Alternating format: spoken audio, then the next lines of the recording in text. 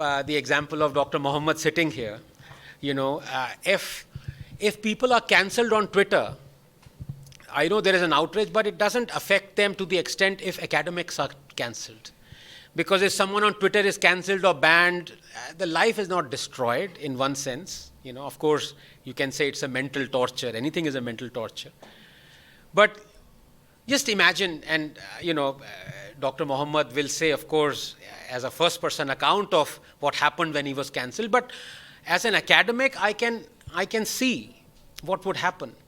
Your papers, your authoritative work will be rejected. Your peers themselves will stop inviting you to conferences. They will not accept your work. Not only will they reject your work, they will ask others to ridicule your work. You will not be able to publish your work even as a book form. Your life as an academic, as a scholar, would end. And this would happen half of the time. You won't even realize it is happening. Maybe in the arts, yes, the effect would be catastrophic. But it is a few degrees more of catastrophe in science. Because in science, especially in wet science, where you need money to do your experimental research, you would suddenly see that grants have dried up. Because ultimately the grant process is you write a proposal, you give it to a grant agency. The grant agency comes under the domain of the government. The grant agency has reviewers. Everything is kind of opaque. Even now, even today it is opaque. So you wouldn't even know why your grant has been rejected, but they would be. You would run out of money, and if you run out of money, you cannot run your lab. If you can't run your lab, you won't have PhD students, so your life ends. It's not like you have been blocked on Twitter or Twitter has suspended you. Here, people have suspended you from your way of life. That is what has happened to tens of thousands of people in all domains. Dr. Mohammed is one, Dr. Meenakshi Jain is another. Even right-wing publication houses were told not to publish her book, and they succumbed. This is the situation. You had lawyers, you had judges, you had the whole setup when it goes against you. When an institution goes against you, you cannot do anything. I'll give you an example. A Mumbai High Court judge was slated to become a Supreme Court judge. In a week's time, in 6 days' time, his name was removed. Indira Gandhi removed it. And I am taking this is authoritatively said by the Supreme Court judge himself through a book that was published by the son of a current Supreme Court judge, Chandrachud. It's called Supreme Whispers. Please read that book if you can. It is alarming. It is shocking. Why was his name removed? Because he was not an RSS guy. He was not a BJP guy. That judge attended the funeral of Mr. Govalkar. That was his crime. His life changed. So you won't even know. That judge didn't even know. This came out 30 years after. He must be thinking, what happened? Tomorrow I was to be nominated as a Supreme Court judge, and now where is the letter? 30 years later, the truth has come out. So most of these things happen, by sleight of hand. You have no idea this is happening. But if the institution decides it's working against you, you really can't do anything. Yeah. Many of the free speeches by particularly Hindus Yes. is halted and haunted by sheer fear. Yes. And to set in the fear, like example of Malayalam and Yes. committed, so that there is fear among this Yes. community. How do we tackle that, and what would be the remedies for in future? That's a great question. It can be tackled by two ways. I prefer the first way, which is the state, which is our government, has to tackle it. It has to be tackled from top down. Because when it is tackled from top down, you are sending a message. When it comes from bottom up, that message can be painful, slow, and violent, which we don't want. We don't want a billion Hindus to come onto the streets, leave all what they are doing, important things, businesses, lawyers, scientists, academics, in all streams, to come onto the streets and protest and say, look, we will not accept this. Other than that, the alternative is that the government comes and says, what the hell is happening? We have to wrench control back. But the government is weak. You know what happened in the Nupur Sharma way. The government actually was one of the three perpetrators that threw Nupur under the bus. They were the ones. I hold them responsible. A third response. Supreme Court is of course another. The establishment is another. And the government is another. You see, your bravery very quickly turns to bravado if the state doesn't back you. I am a coward. I accept it, I am a coward. I am not as brave as how Kamlesh Tiwari was. I may not accept what he said was right or wrong, but he said it. I can't say those things because I know the state will not back me. So I may think that I am very brave in saying it, but 12 hours later, that bravery is turning into bravado. And there is only one consequence of bravado, which is sartan se juda. There is no other. Solution is the state has to come. The state has to say this is unacceptable. The state has to back those who are criticizing religion. Here it wasn't even criticism. I don't understand why the state didn't back Nupur. I quote the verses all the time, thank Zakir Naik, but I mean, he is my guru, I have to thank him. It's like, really. My guru Dakshina is to Zakir ji. He opened my eyes. The other day, people were criticizing that the BJP government in Gujarat is sanctioning Bhagavad Gita to be read in school. I said, this is wrong. Don't teach Bhagavad Gita. Teach Quran. So many people, right-wingers, got it wrong. They started abusing me. They didn't understand. Every Indian needs to read the Quran. That is what has been hidden. You don't read what is open. Of course you read it, but it's been told to you. Your grandmother has told you what Gita means. Gita ka saar kya hai? Everyone told.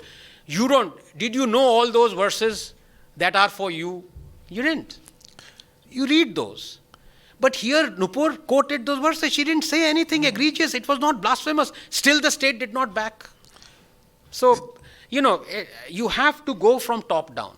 So how do we compel the government to do that? How we as a citizen can do that?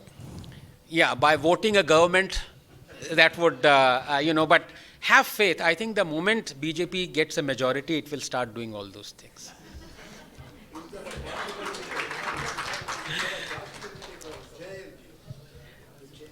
Is there a possibility, sorry sir? JNU to...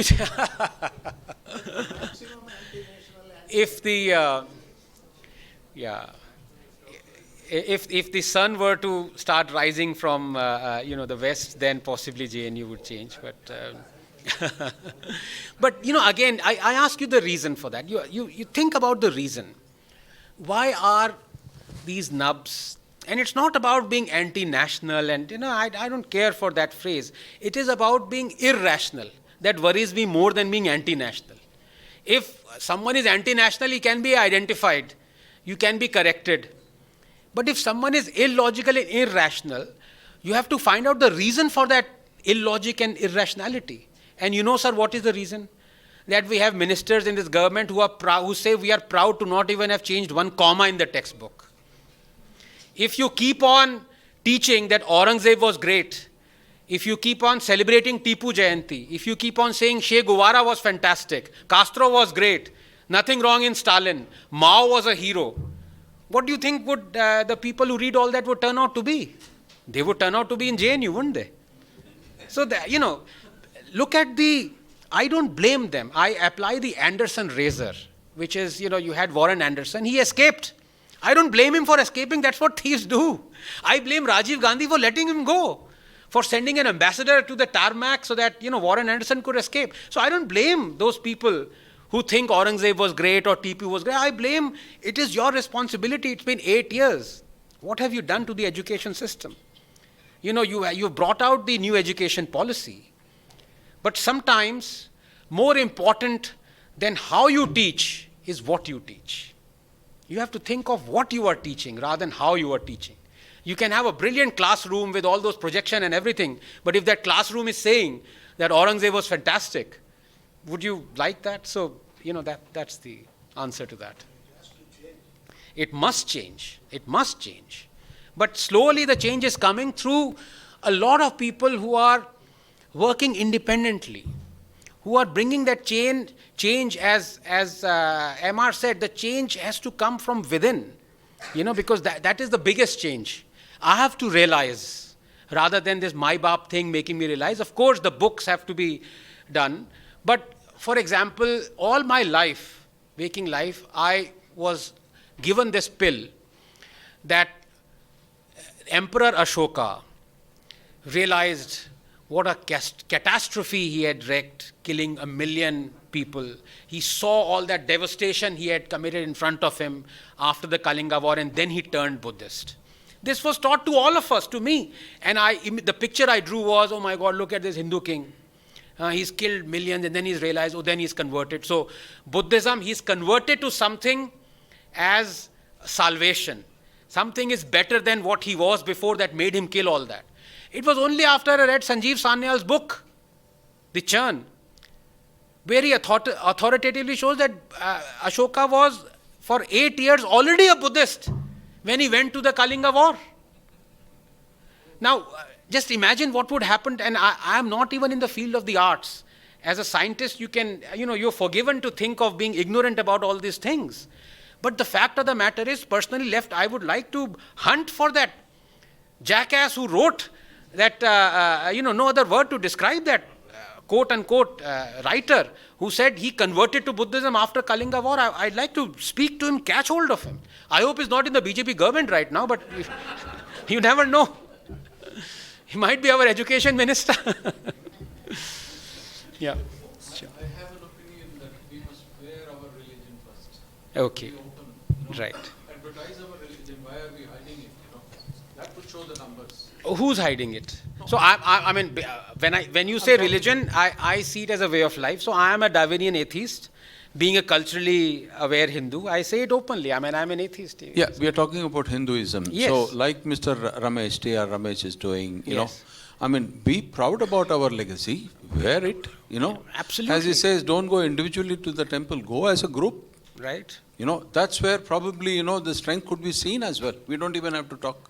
Yes, and what TR is doing is just phenomenal. I mean, the other day I quoted, somebody had said 2 months ago that we are second-class citizens. Hindus are second-class citizens. So in that 2-minute clip, I said, no, I showed why we are third-class citizens. Then after a week, it came to be fourth-class citizens, because things just keep adding up that, And 2 weeks ago, I gave authoritatively proof that we are 8th-class citizens. Now you could be 10th-class citizens. I don't know how. I hope we remain citizens. But the fact of the matter is, we have a government which is exactly the same as the previous governments when it comes to treating Hindus. I mean, you have to accept it. You really have to accept it. So... What is the reason for BJP to be so backward of distance? What is it? They have a majority. Yes. I think it's, again, that's a political question. Many people would say it's a master stroke or a long strategy, 4D chess, 5D chess, ek haath mein computer, ek mein Quran. You can't, I think it is being squeamish. I personally feel it is squeamish because I think it gives such a wrong message. To give just one example, 2 years ago, we had almost a war with China. I mean, if it wasn't a real war, it was definitely a metaphorical war. It was, I mean, on a citizen level, we were hating the Chinese, we were hating everything. But in the last 2 years, you know what has happened? Our imports from China have been the highest ever. The trade deficit is almost $100 billion. Now, is that a sign of a government or a country that hates or calls the other country an enemy nation? And just to put the cherry on top, China has interned 1 million Muslims in concentration camps, is feeding them pork, is feeding them alcohol, forcibly sterilizing them, removing Islam from them, all assemblages. And India abstained from even discussing that. It's good, no, because the word is saved from so-called peace people. The word is saved from so-called peace people. No, what I'm saying is that we are scared. We are not able to show. We take pride in being friendly with Israel. We talk with Tom Israel. Israel would never. Do you think Israel would allow this? Which other large economy has 7 lakh Hindus, refugees in their own land? I mean, Kashmiri Hindus can't go back, and we seem to be all right with it. Places of Worship Act, TR is discussing. Lakhs of crores is being lost by Hindus because the government is deciding what is the price of the rent that you will pay for the land that is controlled by the temple. Government is deciding. You talk to TR. Lakhs, maybe 3 lakh, 4 lakh crores. All that money could have been controlled by the temple, who could set up institutions for educating Hindus, like Muslim institutions can do, churches can do. But what do we hear? Whenever it comes to largesse or charity, always langar. Always the Sikhs are the first to do it. Always the churches are making all the hospitals. Always the churches are making all the education. Hindus are not being allowed to make. What are you talking about? When you're tom-tomming church-made hospital and church-made schools, Hindu temples can make 10,000 times more. But they're not being allowed to because the government is doing it. But what happens? The gullibility. Hindus feel great when the government spends 300 crores says its money in that Kashi Vishwanath corridor. You know what the hundi collections of a month of Tirupati is? 700 crores. You can make 2 such corridors in a month. But we feel great that, look, Hindu Renaissance is coming, Hindu Renaissance is coming. So, these are sensible things that anybody should do. It's not, please tell me when the time is up, because I don't know. Should we actually wait so much? My question is on this freedom of expression. Yes. Particularly in southern part of India, Tamil Nadu. Yes. This freedom of expression has been, it's taken for granted. Right now when I was coming, I saw on both sides of Vandipudu Bridge, there is going to be a protest and they have openly painted it's against Brahmins and North Indians getting coveted positions. Yes. Now they use this atheism, your friend Kamal Hassan also keeps messing up. My friend. So basically... See how subtly he uses his freedom of expression to say this.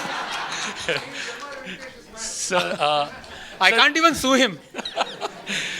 So basically, people like us, we all jumped into social media seeing that there is a sort of extremism seeping into the Hindu civilization, which has been so tolerant. And just because to oppose somebody who is trying to tamper our civilization. Now, a lot of youngsters are getting into that, and things like it turns out to be blasphemous in the social media. People like us, we keep telling, if you want to oppose something, don't get into trouble by trying to attack other religion. So it's all under this umbrella of freedom of expression. People don't know how to use it and other things. So my question is, where do you draw the line, sir, exactly? So that we can guide, say that in order to preserve our civilization, what we are supposed to do and what we are not supposed to do. If that is very clear, then probably it can save life of many Nupur Shamas. Yeah, no, it's a very, very deep question, and let me answer it in 2 parts. First of all, about Tamil Nadu, what you've said. Now, it's a very strange occurrence that we see in Tamil Nadu, where you have millions of people who eulogize and worship Periyar, who used his Brahmastra of freedom of expression with such gay abandon that it is scary, the kind of level to which he took his freedom of expression. But the moment you say anything against Periyar, then they come after you. They nearly arrested our Professor Vaidyanathan, and they have arrested so many people just for saying things against Periyar. So I have been very careful, I have to say this, admit, being a coward, that whenever I want to expose Periyar, I use others. I use the sword of Jawaharlal Nehru to expose Periyar rather than, because I know they will come after me if I say something. So while Periyar is on record saying that if you see a Brahmin and a snake, kill the Brahmin first. And he said all sorts of things. We'll we'll burn the constitution, hit Rama with slippers in one of which Rajnikant gone into trouble with. But you know what? This is the quote of Jawaharlal Nehru, he said to Kamraj, and I'm quoting him, "This anti-Brahmin campaign of Periyar is distressing. Whatever he says can only be said by a criminal or a lunatic. Put him in a lunatic asylum and let this perverted mind be treated there." Now this is Jawaharlal Nehru. Now Congresses are in a bind. What do we do? we want to get after this Ranganathan fellow, but he's quoting Jawaharlal Nehru. What do? That's the thing. But as to the second point, line should not be drawn. Because who is to draw the line? That itself is subjective. If I am deciding, I draw this line, you do not criticize this, you criticize this, then that is wrong. That is up to my subjectivity. And another thing, when I talked about that, when we do not have, freedom of speech to write things that will reform Hinduism, like Satyarth Prakash, quote unquote reform again, it's all relative. You are also taking the right away from people who want to criticize Islam and Christianity, justifiably, academically, scholarly. It's not just Salman Rushdie who's criticized Islam. There are many scholars who've criticized. Now, when you say this, when you take offense to that, when you've started taking offense to even quoting Islamic scriptures as being blasphemous, how on earth can you criticize? So where does all that scholarship go of criticizing? Ultimately, what is religion? Religion is an idea. It is a thought. Yes, all right, that 2 billion, 3 billion people are following that thought. But is it always that the size matters? Did Islam not start with 10 people or 5 people? Were they not Muslims? So the fact of the matter is, it doesn't matter how many people are following that idea. You should be free to criticize that idea and to tell those people. I don't think they would change. I mean, none of my utterances would make a Muslim do a ghar wapsi or, make him embarrassed enough or whatever the case may be that, leave the fold of Islam. Obviously, none. It's the other. They want to convert me. They say he's half Muslim anyway because he quotes them the verses so. But the point of the matter is not for that. It is for my own philosophical, whatever you may call it, journey. That I want to learn more. And how do you learn more? You need to criticize what you're reading. So there should be no line drawn. Sir, on request. Right. Your Arnab goes on his front. Yeah. We are listening to him many times, but sometimes it's so irritating that everybody is shouting. Put up the switches so that one man speaks and we hear. My wife says the same about me, so I don't know. But please tell him that I will tell Arnab's wife. Maybe she'll be able to. Sir,